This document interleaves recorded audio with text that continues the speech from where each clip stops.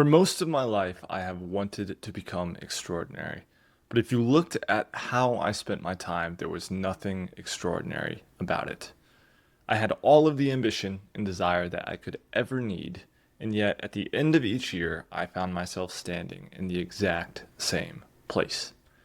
The insight that has allowed me to finally break through this stagnation is this: time is not a thing that passes, but a resource that compounds. By learning how to allocate this resource intentionally, even small actions can result in extraordinary growth.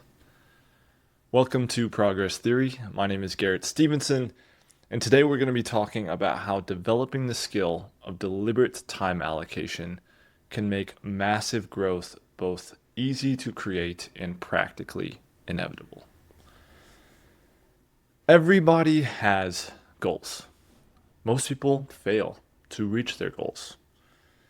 And most people don't fail because they lack drive or ambition. They fail because they never learn how to become truly intentional with their time.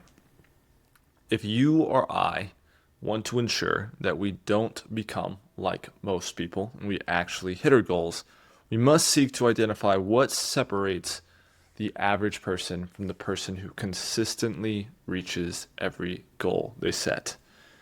I have spent a lot of time trying to understand what separates these types of people from everyone else. And while I don't have all the answers, one of the key things that I think I've identified is that people who are highly effective and who consistently hit their goals are extremely intentional with their time, and they take advantage of its compounding nature. To highlight this, I want to actually look into the difference from a day-to-day angle of how average people spend their time compared to highly effective people. With both, I'm going to just assume 8 hours of sleep is happening, so there's 16 hours that they're able to spend on a day-to-day basis. When you look at the average person, the person who has big goals but never actually reaches them, what they spend a majority of their time on is fairly purposeless. It does not align with their goals, and a lot of it goes to stimulating pleasurable distractions that just arise on a day-to-day basis and suck up a lot of time. They pretty much lack any sort of structured schedule. They are not intentional with the plan of how they're going to attack their day, and they do not track where their time is actually going. So at the end of the day, they can't tell where their time was actually utilized. And they don't have any specific behaviors that they are trying to build and develop that align with their goals. This is very different when you compare this to highly effective people who consistently hit their goals. They typically eliminate altogether or try to at least avoid behaviors that do not align with their goals or with the life they are trying to create.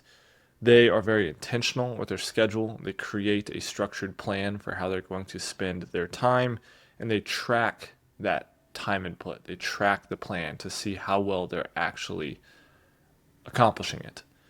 And they identify the most aligned behaviors for their goals and the behaviors that have the highest return on time investment. And they try to intentionally build those behaviors. From what I have experienced so far, and from what a lot of people have said that are way farther ahead in life than I am, being an effective person is not actually that complex. We all kind of know how to do it. The problem is it's very challenging to do consistently. In order to do this consistently, it requires continuous effort, sacrifice, and discipline. When most of us try to become more effective versions of ourselves, we move way too fast, try to take on a lot, become overwhelmed, fail, see it as a sign that we are a failure, and we give up until the next time. This is where most people get it wrong. This is where I got it wrong for about 7 years. It's the reason why I was completely stagnant. I tried to make extreme changes to how I was spending my time immediately. And then when I failed to maintain this intense, extreme change, I quit and I got discouraged. Highly effective people aren't lucky, and they are not just significantly stronger than the rest of us. Instead, they intentionally refine themselves by allowing small efforts to compound into massive change over time. All behaviors compound. I think that is a principle that is very important to apply to our lives. The reason for this compounding effect is, for one, just due to how our brains are structured. All of our behaviors create associations between our environment and the behaviors themselves, and our brains are wired for habituation and behavioral reinforcement. So when we do something, our brains change to make us more likely to do that thing again in the future. And then when we do it again, that wiring gets reinforced more and more. A positive feedback loop forms to ensure that the things we do become easier to do again and again over time. Not only that, but behaviors change us subtly. Every single thing we do changes in some way, whether it's our brain structure, our perspective on the world, our beliefs about reality, our physical bodies. All behavior has a lasting impact. For a more tangible example, to look at how this compounding actually comes into play in real life, I want to look at two behaviors that are on different ends of the spectrum. The first is reading. If someone read for 10 minutes per day, 6 days a week, 52 days in a year, this adds up to 3,100 minutes spent reading over the course of a year.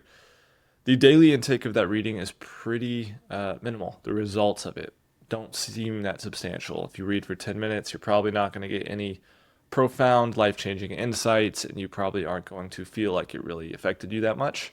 But the yearly results of that daily minimal input is substantial. 3,100 minutes of intaking new valuable information. That is a lot of information learned. Those are probably pretty radical shifts in how you see the world and how you operate within it. And if nothing else, it increases your attention span and your discipline.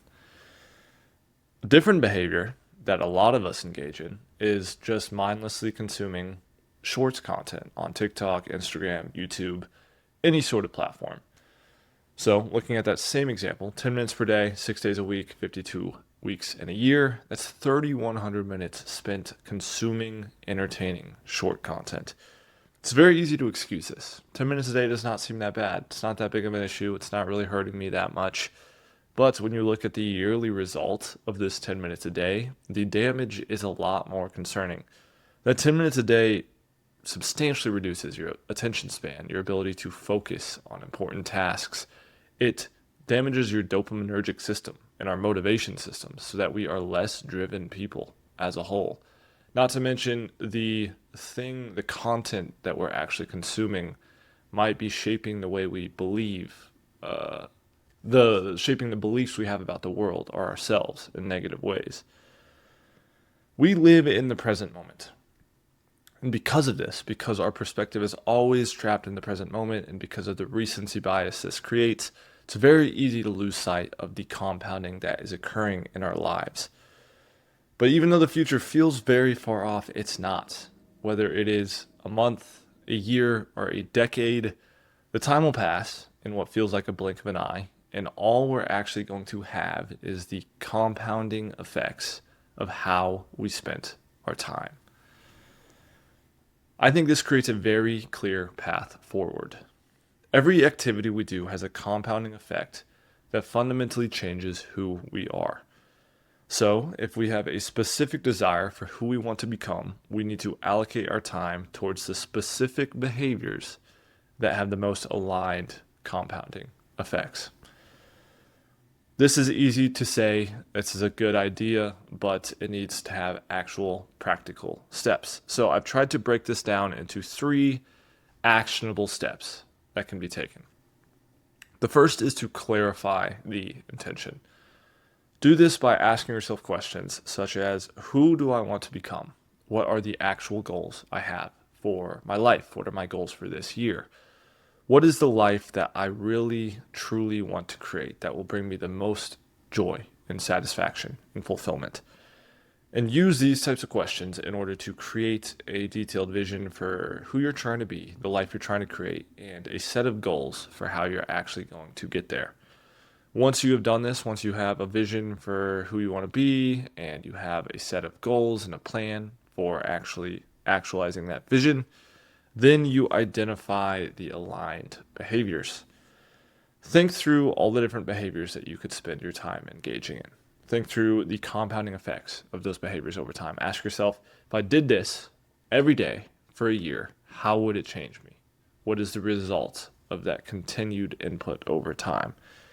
When you think through this, try to identify which behaviors align with your goals most closely. Which behaviors are going to have the highest return on investment when it comes to time input, spending your time.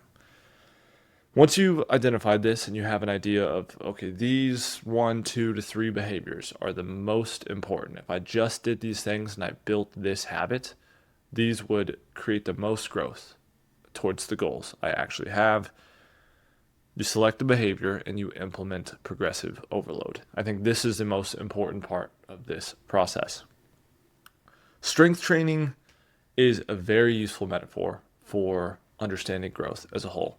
When someone's trying to get stronger, when you are weightlifting, you have to utilize progressive overload. It is a core concept in strength training. Every workout, you need to increase either the weights lifted, the amount of sets you complete, or the amount of reps in each set to ensure that your total working capacity, the overall amount of weight that you lift per workout, is increasing. By increasing the amount of weight you're lifting each workout, you are ensuring that you are actually getting stronger. And over the course of 6 weeks, 12 weeks, 24 weeks, those small 3% increases in weight lifted per workout are going to result in pretty substantial strength gained. Now, if you take progressive overload too far, if you try to push too far too fast, you might just burn out because it's too mentally taxing. You might dysregulate your nervous system. You could cause significant injury that slows down your overall growth. But if you don't take it far enough, if you don't actually implement any sort of increase in difficulty, then you're not actually going to grow. You're putting your time into something and you are sacrificing time over the course of a year, but you're not actually getting any closer to your goals. I think this concept is crucial when it comes to trying to grow in any domain of life. When you are starting a new behavior, it is very important to start small and easy because the behavior is not yet structured. It has not been reinforced in your own mind. It takes a lot more effort to engage in. And so to make it more likely that you actually keep engaging in it consistently reduce the difficulty of each day's input. Consistency will beat intensity every single time. Consistency is the thing that actually creates compounding. So, when you've selected your behaviors that most align with your goals, set very small expectations for your day-to-day input. Design your goals around consistent input over time and gradually increase that goal for consistent input over time by 5, 10, 15% per month, whatever the percentage you want, every single time that you hit that goal. I want to talk about how I've actually implemented this in my life because this is not just some theory for me. This is something that has created extreme growth for me in the last 12 months. Like I said earlier in this video, for about 7 to 8 years, I've been obsessed with growth. I've wanted to become an extraordinary person, but at the end of each year, I flatlined. I would set extremely high goals. I'd chase them, and then after about 2 weeks, 4 weeks, maybe 6 weeks of success, I would crash because the intensity was too much, and then I'd hate myself for it, and I'd give up. And I'd get to the end of a year, even though I'd had ups and downs, I would have flatlined overall, complete stagnation over the course of time. No momentum was being generated. Over the last 12 months, I've made more progress than I did in the 6 years before that combined, and it's because I really tried to hone in on this sort of system. So, I have 3 examples of how this has actually worked in my own life. When it comes to my fitness, I had allowed myself to get into absolutely horrible shape. I was fat. I was 60 pounds overweight. I could barely run to save my life. It was extremely difficult. I was far weaker than I'd been at earlier points in my life. And working out was just extremely difficult. It was something I used to love, but now I hated it because it was really hard and it made me feel inadequate. So I started with 10-minute runs, which was extremely embarrassing, but it was all that I could manage consistently. The expectation was 10-minute runs at an 11-minute mile pace for 12 times per month. Every time I hit that goal, I would increase by 5 minutes in duration. Over the course of 12 months, there was a couple months I didn't hit the goal, so it didn't increase in a perfect logarithmic fashion. But over 12 months, I've now gotten up to 55-minute runs at an 8-minute mile pace, over 6 miles per run, and went from one extremely difficult, borderline painful mile to being able to run 6.5 miles smoothly, fairly easily. I could definitely run more if I really push myself. And indirectly, as a result of this, I've lost 60 pounds. I have more energy than I think I ever have, and I have far more confidence in my ability to actually follow through on what I say I'm going to do. Another example, about 10 months ago, I tried to identify what is the actual step I can take to earn a promotion and really increase my income.